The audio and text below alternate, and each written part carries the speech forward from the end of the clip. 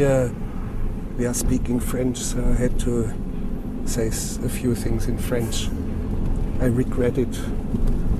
Shouldn't have done it. Because the freedom, the freedom under which we work is a basis. Nobody can come to me and say, do that or do that. As a child, I was fascinated when somebody was telling a story and I was just glued to the chair listening. I just loved, and I developed the same desire to tell stories. The point is that there are so many stars in the universe that the likelihood of life evolving around them, even if it were possibilities of 1 in a million, there would be hundreds of millions of worlds. Serious picture or film noir, I never heard that expression in those days. I just made pictures that I would have liked to see.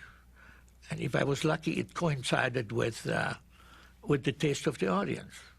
So I took the first part of it, sort of the first act, and I said, I'll make the movie about this. And I had to expand on it and move it around, play with it a little bit. But I basically then focused on that as being the film. Well, yeah, I have a very sort of ambivalent view of myself as an artist or as a filmmaker. I mean, somebody once, when I was first starting in films in New York, says, if you want something on your gravestone and you're in the film business, I think the best thing is filmmaker. And that's the obligation of the filmmaker, of the theater worker, to give a heightened sense of experience to the people who pay to come to see his work. To me, the great hope is that now these little 8mm video recorders and stuff are coming around. Some just people who normally wouldn't make movies are going to be making them, and suddenly one day some little fat girl in Ohio is going to be the new Mozart. I regard working as part of life. I don't know how to distinguish between the two. I know that one can, and people do. I honestly think that the best answer to that question that I can give you is that the two things aren't separated in my mind.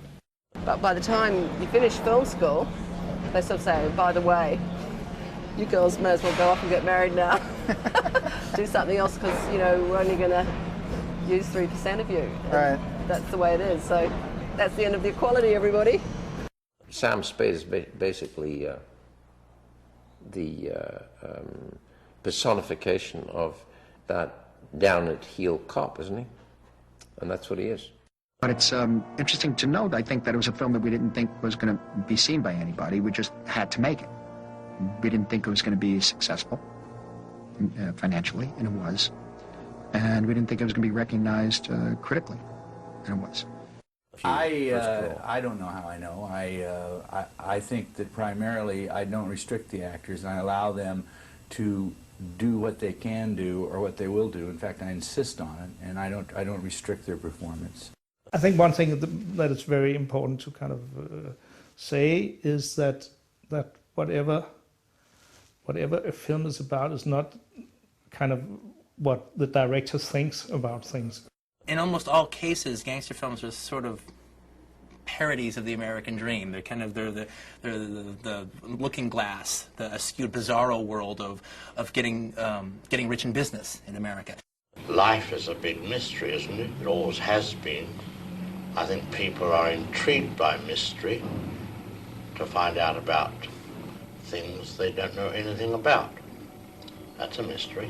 My father used to take the movies, the 8mm home movies, and and he would literally, his idea of home movies was to put the camera out the side window of the car while he was driving the car and just get the whip pan effect, going by. My first job was working for Fred Rogers, Mr. Rogers' Neighborhood. Everyone that comes from Pittsburgh that is still working professional in media and film, TV, started with Fred Rogers. When I was there, Michael Keaton was a grip. Good morning. It's January 28th, 2009, and it's a Wednesday. Here in LA, beautiful blue skies, golden sunshine, very still right now, 54 degrees Fahrenheit, 12 Celsius.